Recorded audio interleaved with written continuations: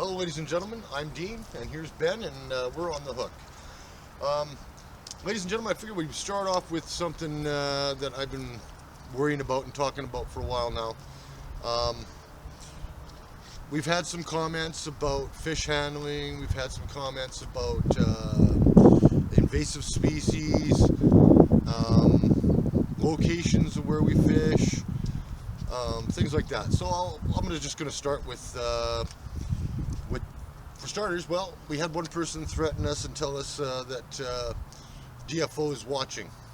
Well, we've already spoken with DFO on several occasions now, and they've actually looked at our videos, and they actually even came by our home and talked to us. And as far as they're concerned, our videos are fine. We had to, get better at our fish handling. Absolutely, we've been trying our best to make the fish handling better.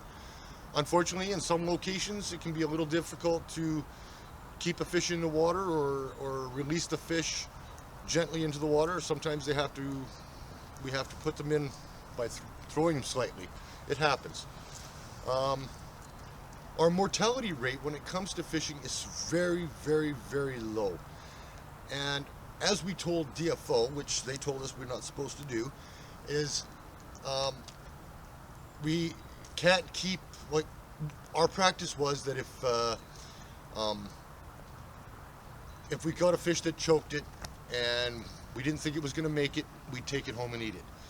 But according to DFO, we're not allowed to do that. So from now on, any fish that chokes it, we will cut the hooks off and release them. Okay, and now I'm going to work on the invasive species topic. Invasive species such as bass, largemouth bass, smallmouth bass, sunfish. What else is there? That's pretty much it. And there's another invasive species. Smallmouth, largemouth, and sunfish. And northern pike minnow. So anyway, I'm just going to start with northern pike minnow. When I was young, the northern pike minnow was an invasive species that pretty much took over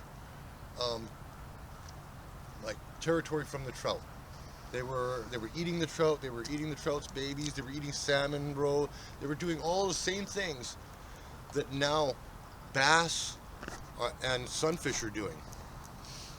But unfortunately, just like the northern pike minnow, and this of course is just my opinion, but like the northern pike minnow, the bass has already established itself in certain places in the lower mainland, and there is nothing can be done about it. We can throw the fish on the shore, that's fine. We can use them for bait. We do plan on using them for bait, absolutely. Yeah.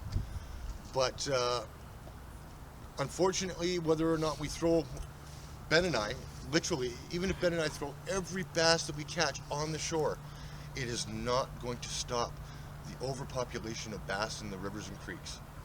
And the same thing, of course, applied with the northern pike minnow years ago. It just can't be stopped. So, in my opinion, we will take those invasive species and we will bag them up and we will use them for bait for sturgeon. From now on, you will not see us releasing any invasive species into the river. The topic I'd like to talk about, ladies and gentlemen, today is misidentification of fish. It happens from time to time. Certain fish will look like other fish and you'll get them mixed up. But it won't happen again. Yes, as far as I'm concerned, yes, we misidentified the steelhead and coho jacks. And the coho jacks. But in the big picture of it all, Ben and I are learning as we go, and we did put that in one of our original getting to know on the hooks. And we're learning as we go, and hopefully in the near future we will have all the species memorized and know exactly every detail for every species. But everything takes time, and Ben and I are just starting out, and right now we're just having fun, so we will get it right. Okay, on to the next topic. Hello, ladies and gentlemen. Today we're doing another interview video. And of course we got my son with the camera and my daughter doing our questions for us. So let's get started, Blue. Hello. What are your plans for the new season?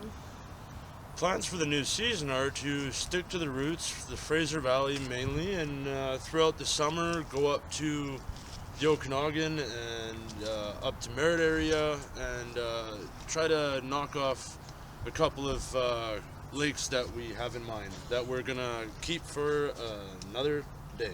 For another day, absolutely. Yeah, there's so many locations.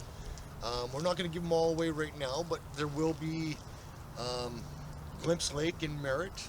There will be Tunkanuit Lake in Oliver. That's not all of Skaha them. Lake in Penticton, and possibly a few other lakes in the Merritt area, but we won't say just yet which ones we're going to be hitting.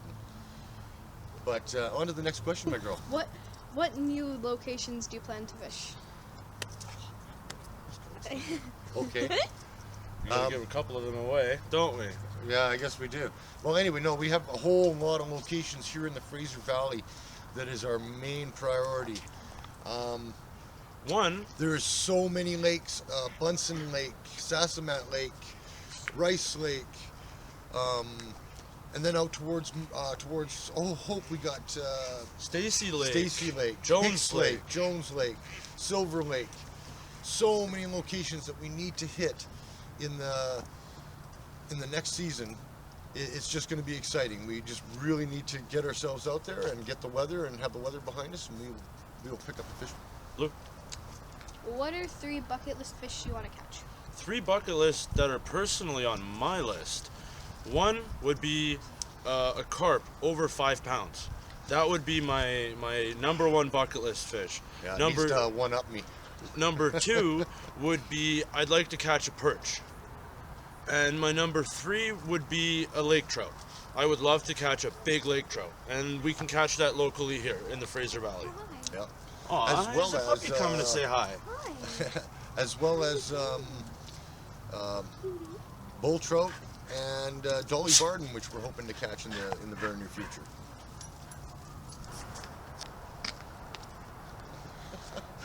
And there's Blue with the questions. What do you want to change about your video production? Oh, I'll a lot st- of things. I'll start this one off. We'd like to get a new tripod camera, something to film from a distance, and a drone Yeah. to start doing fly-ins and an overhead view. We have GoPro cameras, but unfortunately we haven't been using them. We do plan on having one on a head harness, but we want a camera that can film us the whole picture, as well as use this one for close-ups and stuff like that. But absolutely, we want to put in more. We want to get more B-roll into our film. More animals, more scenery. Just to let everybody, be part of what we're actually doing. Walking into places, the casting, the reeling part of things, just actually seeing the whole fishing episode. Wouldn't you agree? I agree. What I was thinking too is more bait. Showing our lures, showing our techniques, things that we do to attract the fish, and as well, we've got hooks, our own homemade lures coming very soon. Very soon, absolutely. And which will be made primarily by my daughter Blue, and those lures will be called Blue's Lures. And you will be able to pick those up at the DeRoche store or the store in Hope, but they won't be coming till spring, ladies and gentlemen. Anyway, it has been a very productive year up until the winter time. It got pretty slow. We've had a hard time putting out videos. Usually we like to put one out one a week, but we just haven't had the fishing. Not to mention there's been a lot of family issues on my side of things. I won't get into details, but it's been a very hard time over the last 3 months. But things are looking up, and we will be getting out there, and soon spring will be here, and the fishing will be fantastic. We are looking forward to putting out more content, bigger fish, more fish, or maybe not as many fish, but just quality video. And that's it, ladies and gentlemen. Have It was a good nice one. speaking with you. You have a good one. We'll catch you on the next one.